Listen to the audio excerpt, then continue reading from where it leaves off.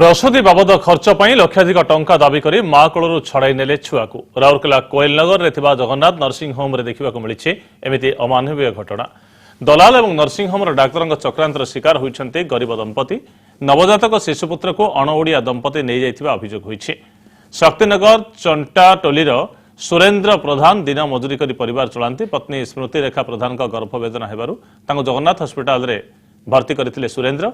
अस्त्रोपचार पर गोटे शिशुपुत्र और शिशुकन्या जन्म होते चिकित्सा बाबद को लक्षाधिक टंका नर्सिंग होम मागिथिबा बेले गरीब सुरेन्द्र दे पारि नथिले। जणे अणओडिया दंपति चिकित्सा खर्च बाबद बिल पैठ कर शिशुपुत्र को नहीं जाइथिबा अभियोग होइछि। अन्यपटे माँ कोलू छुआ को टाणी नेबा अभियोग को खंडन करिसेंति नर्सिंग होम मालिक हरीश दास। माँ और दुई छुआ को नर्सिंग होम रु डिस्चार्ज करा जायछि। नर्सिंग होम रु घर को गला परे माँ कोलू पिला कुआडे गला ताहा नर्सिंग होम कहि परिबो नाही बोली हरीश कहिसेंति। अन्यपटे पूरा घटनार तदंत करी दोषी विरोध में दंड देवा दाबी करिसेंति पूर्वतन काउंसिलर। डॉक्टर कहले बिल तमे तो दे पारो ना आ पिला केमती कोन रखिबो।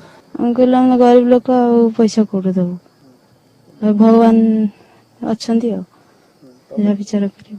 तापर एमदी है कि तापर आउ जने दलाल थिला सी आ डॉक्टर तांकर कोन कथावार्ता हेथिले से पिला को नेकी रखिसेंती। आजिका डेट रे राउरकेला रे एई भलिया घटना दलाल एवं डाक्तरंकर मिलित अनुकूल्य रे होउछि।